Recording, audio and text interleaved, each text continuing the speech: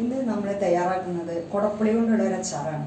അതായത് നമ്മൾ മഴക്കാലത്താണ് അധികം ഈ സൈസുള്ള ഈ ടൈപ്പ് കുടപ്പുളി നമുക്ക് കിട്ടാറുള്ളത്.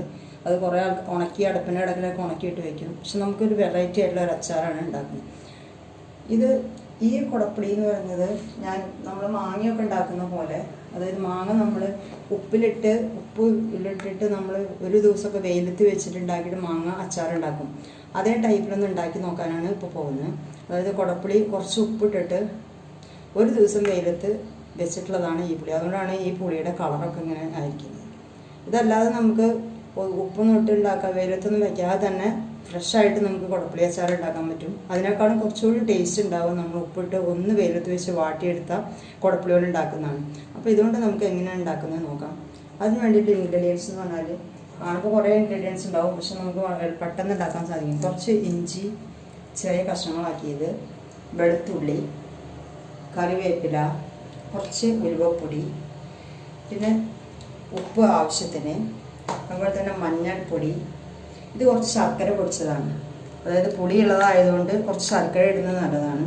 അതുപോലെ തന്നെ കടുക്, ഇഞ്ചി വെളുത്തുള്ളി പേസ്റ്റ്, മുളക് പൊടി, കുറച്ച് കാശ്മീരി മുളക് പൊടി.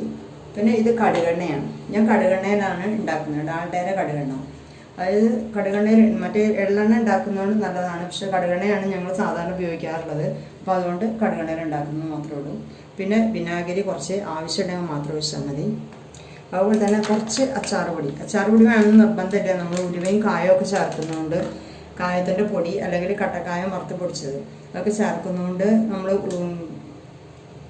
അച്ചാറുപൊടി ചേർക്കണം എന്നില്ല. എന്നാലും കുറച്ച് വേണമെങ്കിൽ നമുക്ക് ഇട്ട് നോക്കാം. ഇനി എങ്ങനെയാണ് നമ്മളിത് ഉണ്ടാക്കുന്നതെന്നാണ് നമുക്ക് നോക്കാം.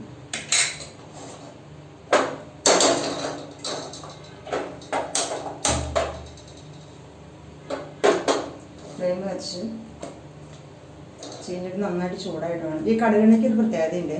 കടുകെണ്ണ ഒഴിച്ചിട്ട് നന്നായിട്ട് തിളച്ചതിന് ശേഷം മാത്രമേ നമ്മൾ കടുകും മറ്റു സാധനം ഉണ്ടാകാൻ പാടുള്ളൂ.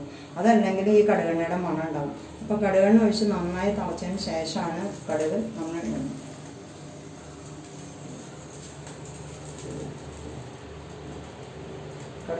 എണ്ണ കുറച്ച് അധികം വയ്ക്കാം, കാരണം അച്ചാർ കേട് വരാതിരിക്കണമെങ്കിൽ എണ്ണ കുറച്ച് വേണം. ഇത് നന്നായി ചൂടായതിന് ശേഷം നമുക്ക് ഇതിലേക്ക് കുറച്ച് കടുകിടാം.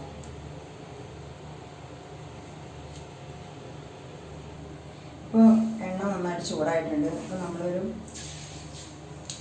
2 സ്പൂണ് കടുക് ഇട്ട് കൊടുക്കാം. പൊടി കുറച്ച് കൂടുതലുള്ളതുകൊണ്ടാണ് നമ്മൾ 2 സ്പൂണ് കടുക് ഇടുന്നത്. ഇത് നമ്മളെപ്പോഴും ലോയിൽ അല്ലെങ്കിൽ മീഡിയത്തിൽ വെക്കണം. ഇത് കഴിഞ്ഞാൽ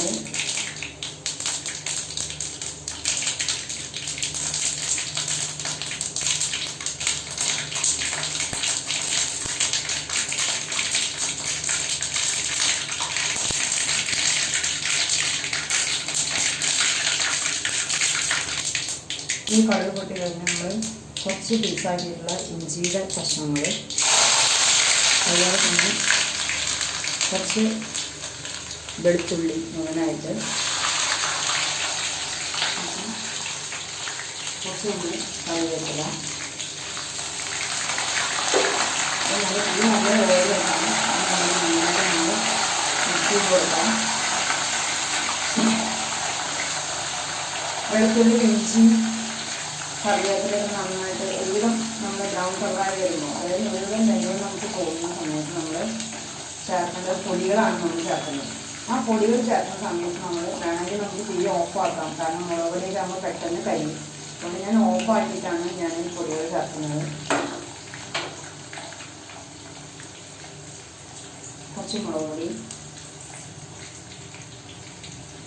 അച്ചാറൊക്കെ നല്ല എരിവിലാണ് നമ്മൾ ഉണ്ടാക്കുന്നത്. അതുപോലെ കാശ്മീരി മുളക് പൊടി 2-3 സ്പൂൺ ചേർക്കാം. നല്ല പുളിയുള്ള അച്ചാറായതുകൊണ്ട് നമ്മൾ അത്യാവശ്യത്തിന് എരിവ് ചേർക്കണം. കുറച്ച് മഞ്ഞൾപ്പൊടി,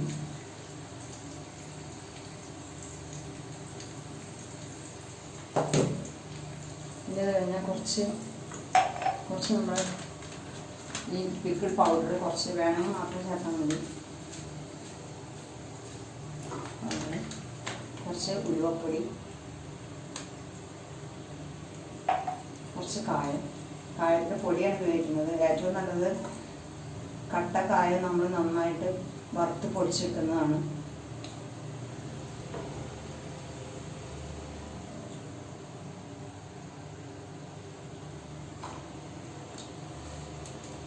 നമ്മൾ കുറച്ച് ഇഞ്ചി വെളുത്തുള്ളി പേസ്റ്റ് നമ്മൾ വെച്ചിരുന്നു, അതും കൂടി എനിക്കിടാം. അത് കുറച്ച് നേരത്തെ ഉള്ളതാണ്, പെട്ടെന്ന് വിട്ടു പോയതല്ല. ഇത് നമ്മൾ നന്നായിട്ട് മിക്സ് ചെയ്യാം. ചെറുതായിട്ട് തീ നമ്മൾ ലോ ഫ്ലെയിമിൽ വയ്ക്കാം.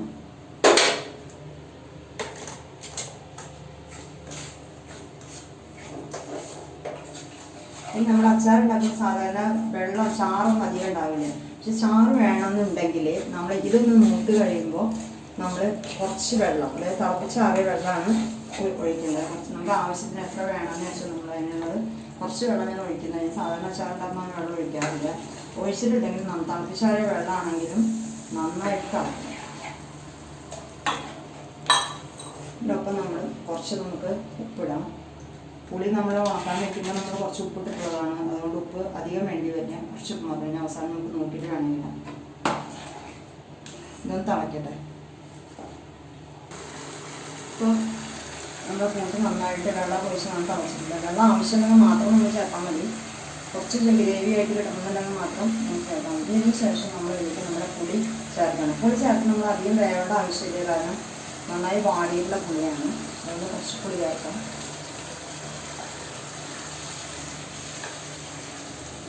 തീ വയ്ക്കുമ്പോൾ നമ്മൾ എപ്പോഴും ശ്രദ്ധിക്കണം, കുറഞ്ഞ ഇതിൽ വയ്ക്കണം. നമ്മൾ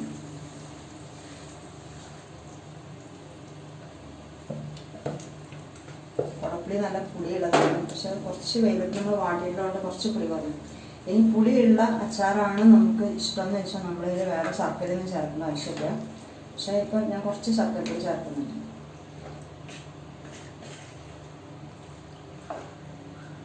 ഇനി നമ്മൾ ഒരു സ്പൂണ് ശർക്കരപ്പൊടി ചേർക്കാം. ശർക്കരപ്പൊടി ചേർത്താലാണ് അച്ചാർ ശരിക്കും ഈത്തപ്പഴത്തിനേക്കാളും ടേസ്റ്റിൽ നിൽക്കുന്നത്.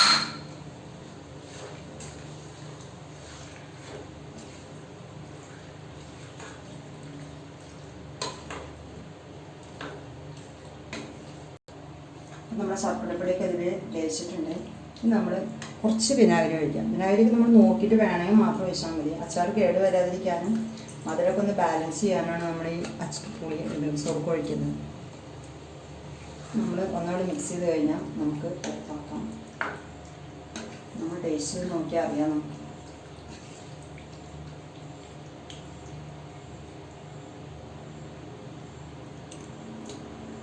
എല്ലാം പാകത്തിനുണ്ട്, ഉപ്പ്, മധുരം, പുളിയൊക്കെ. ഈത്തപ്പഴ അച്ചാറാണെന്നാണ് നമ്മൾ കഴിക്കുമ്പോൾ നമുക്ക് തോന്നുന്നത്. അപ്പോൾ ഇത് ഉണ്ടാക്കാനായിട്ട് വളരെ എളുപ്പമാണ്. പുളിയൊക്കെ നമുക്കിപ്പോൾ കിട്ടുന്ന അവസരമാണ്. അതുകൊണ്ട് എല്ലാവരും ഒന്ന് ട്രൈ ചെയ്ത് നോക്കുക. Thank you for watching.